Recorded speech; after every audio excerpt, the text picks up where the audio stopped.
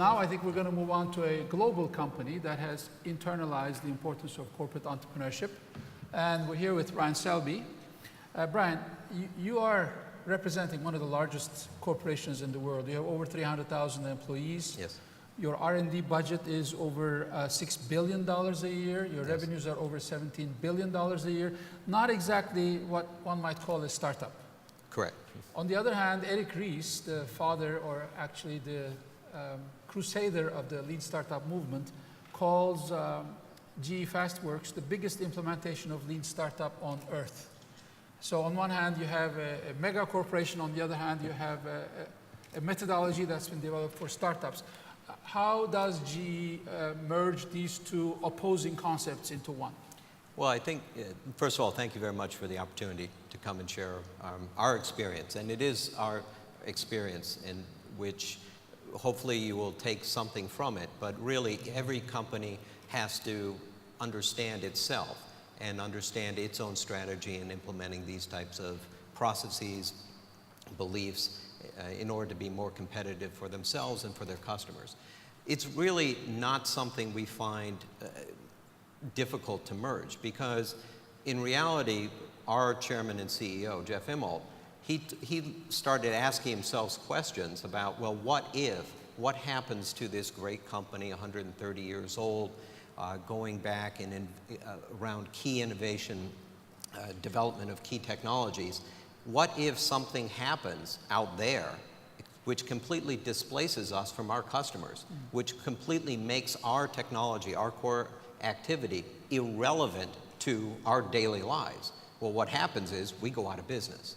So he started, along with other business leadership in the company, looking for ways to ensure that as a company we survive another 130 years, that we grow with our customers, that we're solving their problems.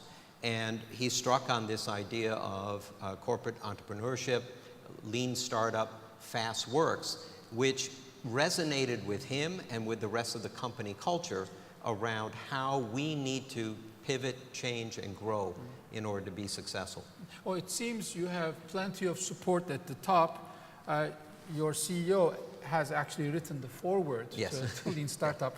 And I'm also quite interested in finding out that your Chief Marketing Officer, Brett Comstock, is leading the effort. And you also have an Executive Director of Global Innovation and New Models. Yes. It seems that you satisfy condition number one, complete buy-in at the top level. How do you convert the culture further down the hierarchy? How does this sort of dissipate in the rest of the organization? Right.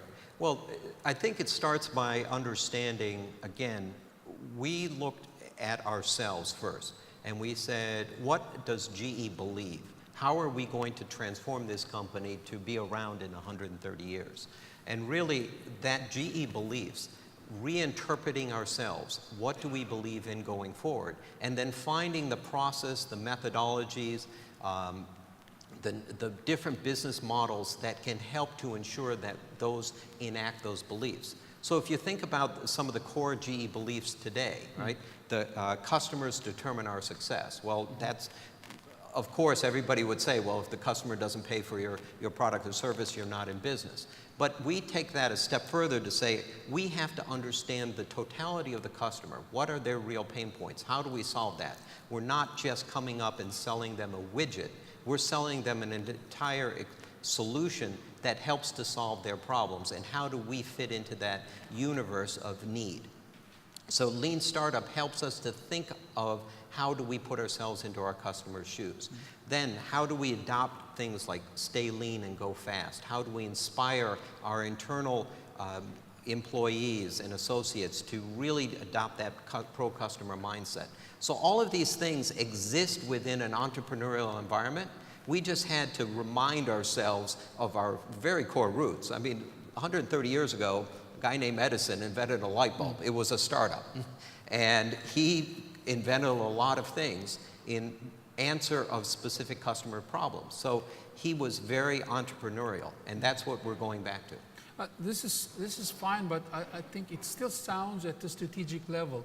I want to probe how you operationalize this at the bottom of the hierarchy. How do you make sure that the engineers get out of the building.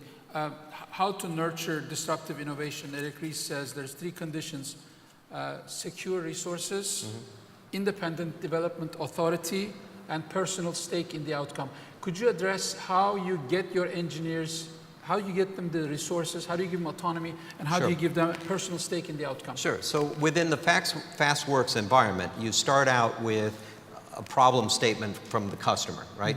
And you gather that by going out and talking to the customer. So we have been involving our production engineers, our research scientists, going on customer calls and listening to the customers talk about what are their problems, what are they trying to resolve, and then bringing that back in and having very quick meetings to debate what are our potential solutions, what did we hear, what do we need to know further to whether or not we can come up with a solution that's workable.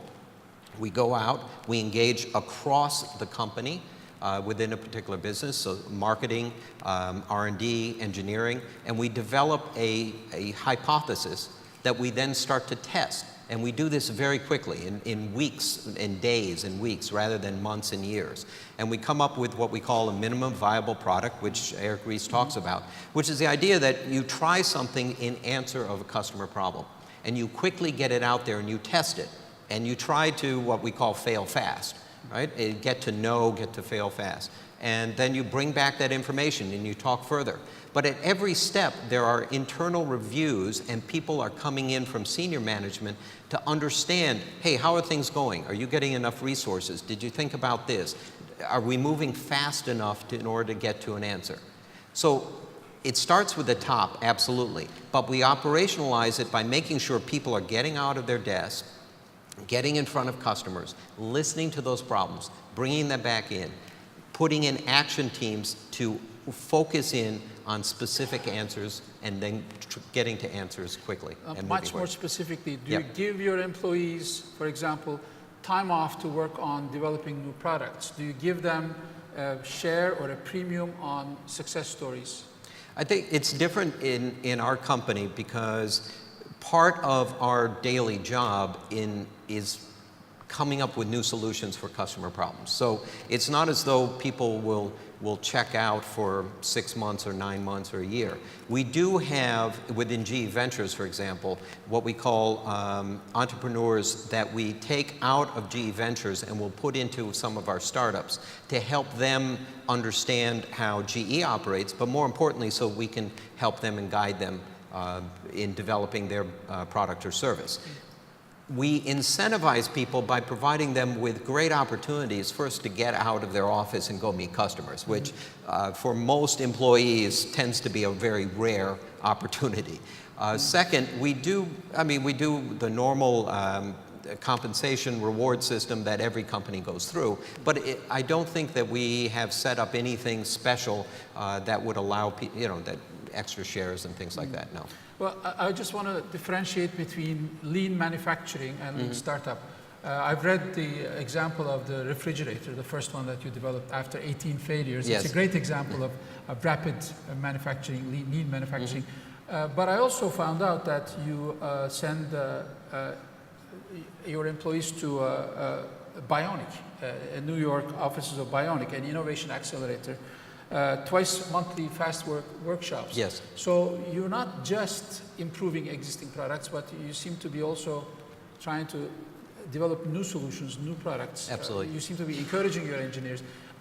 Maybe I'm more interested in that more innovative end. What can you say about this? Sure. Again, the idea is that we're trying to, the aspect of driving innovation using lean startup is to solve customer problems. What is the customer pain point out there?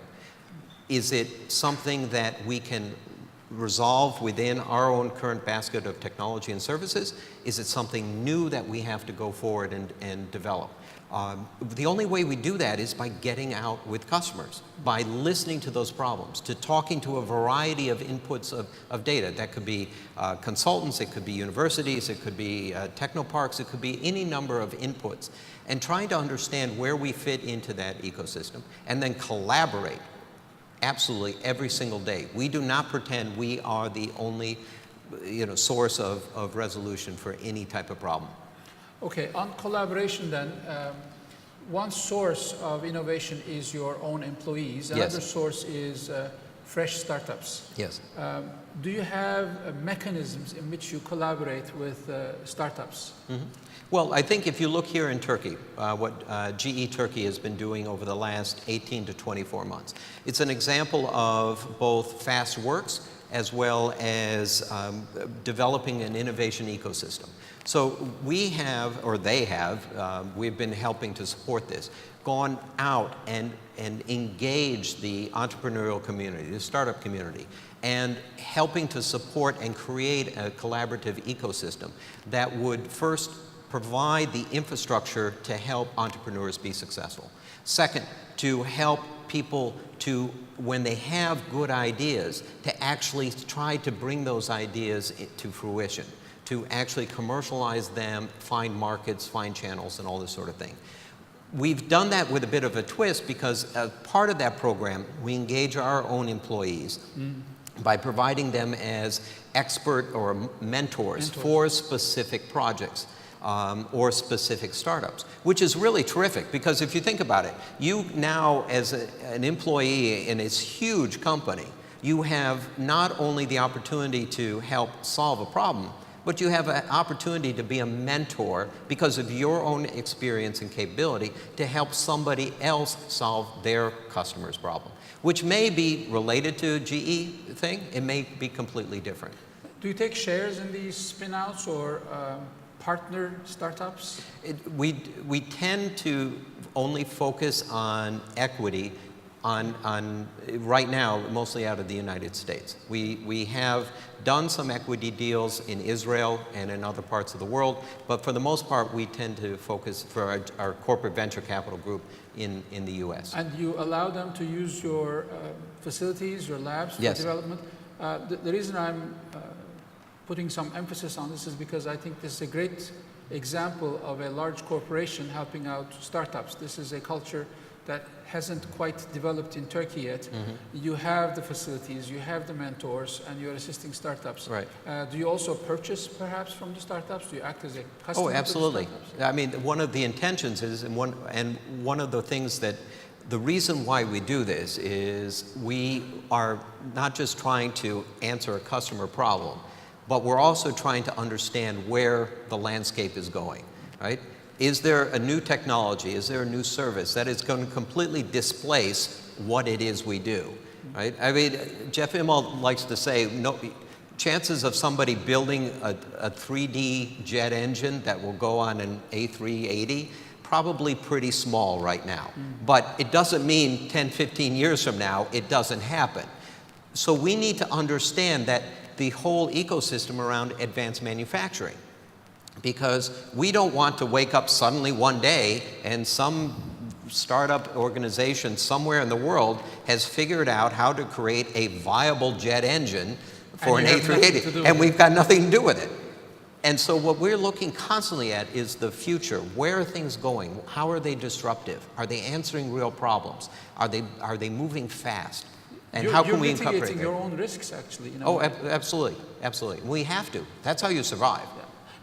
A startup may not be able to build a jet engine, but there's another excellent example of GE using crowdsourcing for jet engine bracket redesign. Yes. Apparently, an Indonesian engineer produced a bracket that was 84% lighter than Correct. the one that GE could, and this was as a result of a competition, only $7,000 at a $7,000 Right. cost.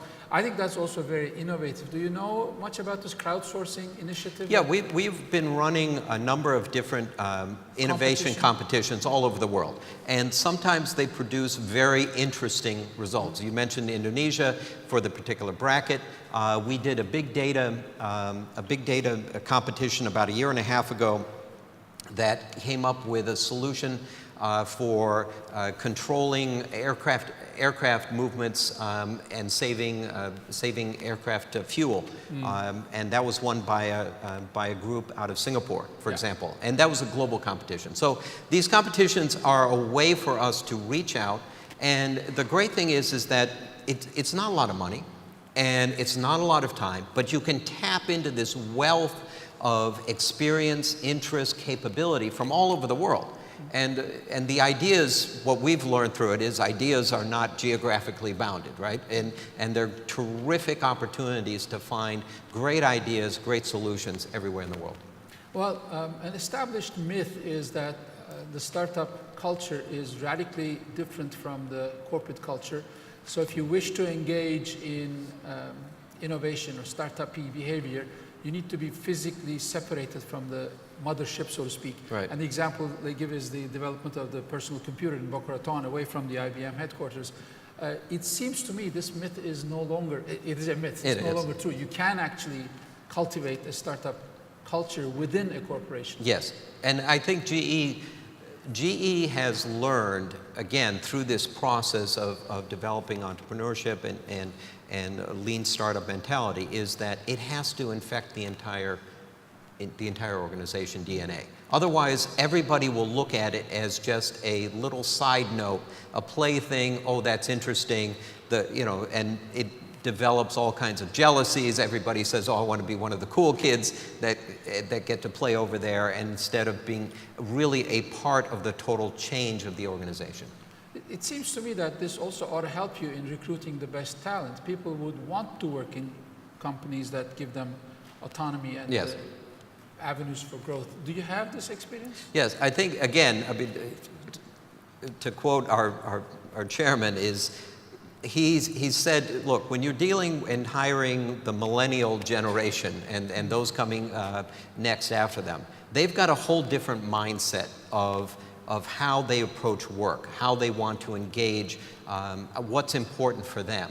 And so the corporate world and structures and movement that perhaps many of us grew up in 20, 30 years ago is no longer acceptable for them. So if you want to tap those minds, if you want to bring in that culture, those ideas, you have to completely obliterate your old way of thinking. Otherwise, people are going to walk in and they will call you out.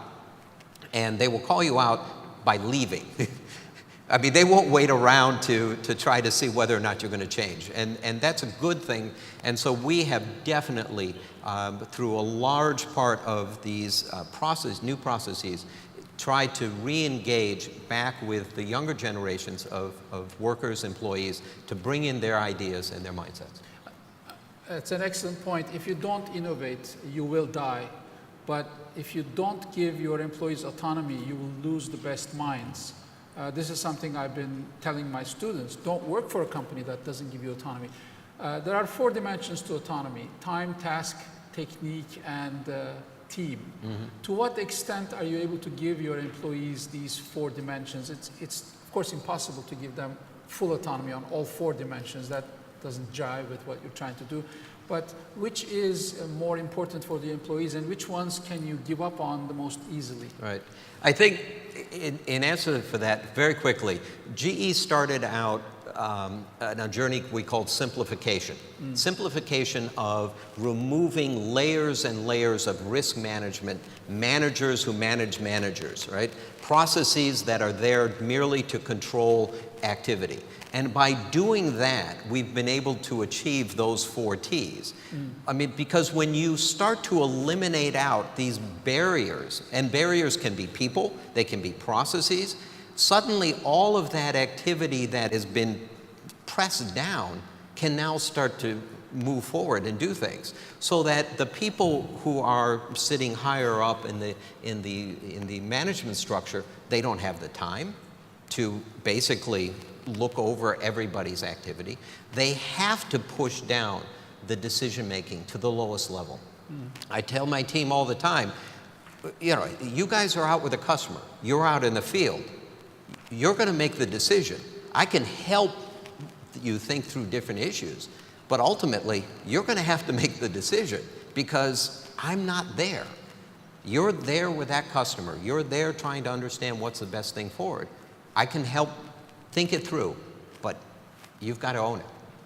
Well, for Turkish companies that are toying with the idea of corporate entrepreneurship, there are certain risks and certain costs, of course. One of them that comes to my mind when I read about the story of lean manufacturing, you're actually putting your brand out there with an unfinished product, basically. You keep trial, and you're doing trial and error with consumers. Are you at all concerned about brand equity or a loss of brand value? Would you rather have, I mean, again, it's one of those tugs. If you spend 2 years coming up with the perfect product that nobody wants, that doesn't do a lot for your brand equity.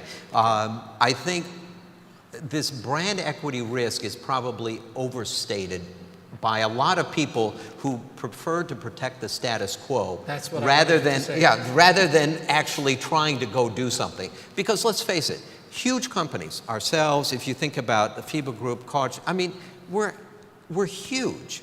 The amount of effort to try to do a minimal viable product in our grand scheme of things is so small, right?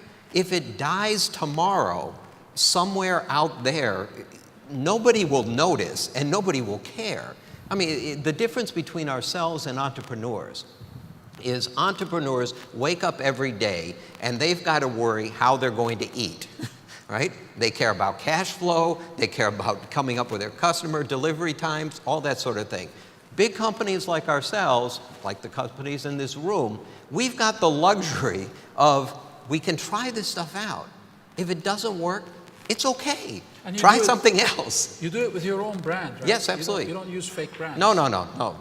We got to own this. This has got to be on us. Wonderful. Because otherwise, it's too easy to pass it off, to say, it's, for whatever reason. You have to own this thing. It has to be part of your company. That's confidence. No. You got to believe it. What about the cost? I know your CEO makes everyone read this book, and you've actually trained 40,000 executives in lean startup practices. There has to be some cost associated with this. Oh, sure. Absolutely. But again, in the grand scheme of things, it's a nit. It's minuscule. Right? Like you said, we spend $6 billion on R&D a year, plus or minus. And how much does it cost to train one individual to go through a FastWorks program? You can't even find it on the balance sheet. So I hope this will further encourage Turkish companies to sort of, let's give it a try. Yeah. Well, I'd certainly, listen, in the last now 24 months, this is my 5th trip here. The thing I think we have seen and are very encouraged about from GE Ventures' point of view, and why we're so excited first to participate in this, but also to support what GE Turkey is doing here, is we think there is a wealth of talent here in Turkey. The capability, the engineering capability, the understanding of the market, the ability to see opportunities, solve problems here that can translate to other parts of the region and potentially globally, exists here. You've got a large enough market that you can create something, but it's a tough enough market that you're not going to get beaten over the head by your global competitors every single day, because it's a tough market, right? So you can kind of incubate something here. You can try it out. It can fail. It can succeed. You can grow it. And then from there, you can replicate it out. And that's exciting. So Turkey is the design studio, a product testing space. Do you think Turkish startups that are currently being supported by the GE FastWorks Turkey branch have a shot at crossing the pond and becoming global? Crossing the chasm? I think, I do. I think, they're creative ideas. We just spent a full day yesterday with various venture capital, local venture capital firms. Tell us more about the Turkey initiative. Sure. Well, I mean, basically, it's engagement, it's outward engagement with creating an ecosystem. So we involve local venture capital companies, we involve government bodies, we involve universities, and they help us to bring in potential entrepreneurs. We help to mentor them and counsel them on growth opportunities and all. Some of them are very clever ideas, and they're different ideas because they're solving a local problem. Now the question then becomes, well, is that a real local problem, or can you find opportunities to replicate that outside? Still to be tested, but at least they're solving problems that are big, impactful, and have real growth opportunity for this country. Wonderful. I think this is a great spot for me to stop, but Ihsan, correct me if I'm wrong, we have 6 minutes. Could we get 2 questions from the floor? Go ahead. Thumbs up. Your turn. Yes, sir. One. Microphone here, please.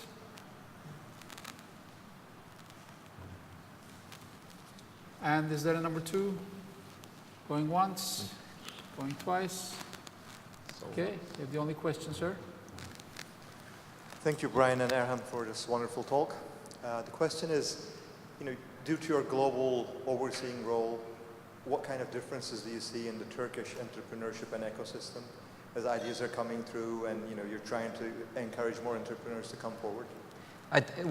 Two things came out from yesterday's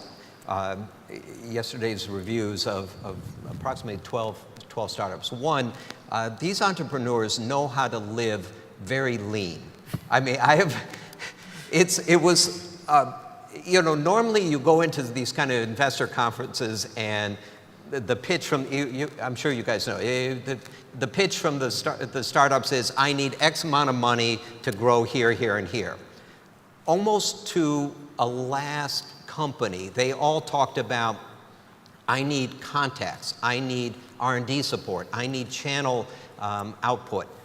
Nobody talked about money. And when we talked with them afterwards, it was as though it was an afterthought. And we sat there and go, but you do know you need some cash to make this happen. So one, I don't think maybe it's a cultural thing or not, but they're very frugal. And that's a great thing because that enables them to stretch out their available cash to be successful. The second thing, I think, is that they are very, very fast to get to failure. So they don't sit there and just doggedly hold on to this dream idea. And you could tell in talking to a number of these entrepreneurs that they tried something out, it failed. They then went back and reiterated and pivoted. And so they really, speed for them was paramount to their success. And so I think those two elements are very, very important and really help to support a Turkish ecosystem. Yeah, we teach them failure is actually experience. Yes, yep. And the reason they ask for contacts, mentors, channels more than money is because our entrepreneurial ecosystem is not sufficiently well developed. They actually do have, it's not just cultural, they do have needs on channels, mentors, contacts, more so than the money. Money, I don't think, is the problem in Turkey right now, at least at the startup level, perhaps in the second round or seed round, but not for the first round initially. Yes, yeah. One more question? Any other questions? Over there? One more question.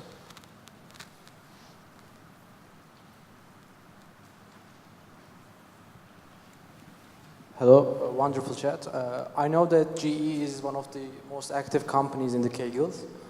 It's data science competition site. Can you say that GE has found useful solutions from that platform, and can you advise to use that platform to other companies here in Turkey? I think he's asking if you found usable solutions from the competition platforms. I think you've answered that question. Yes, we have. Yeah, and definitely, again, the idea behind these competitions is we don't have all the answers. We don't even pretend anymore we have all the answers. And I think that's a big cultural change internal to the company's DNA. Yeah. So by going out through these competitions, by engaging end users, by engaging some of the best minds that exist all over the world, we're able to see new opportunities. And sometimes, like in the case in Indonesia, case in Singapore, we're able to bring that back and actually incorporate it into our own platforms, into our own products and services. Thank you. Okay, sir, thank you very much for this wonderful example of corporate entrepreneurship in a mega corporation. I think you are showing everybody in the world that it can be done, and I hope it also empowers Turkish corporations and holdings to think along these lines and further corporate entrepreneurship in Turkey. Thank you very much. Thank you. Thank you.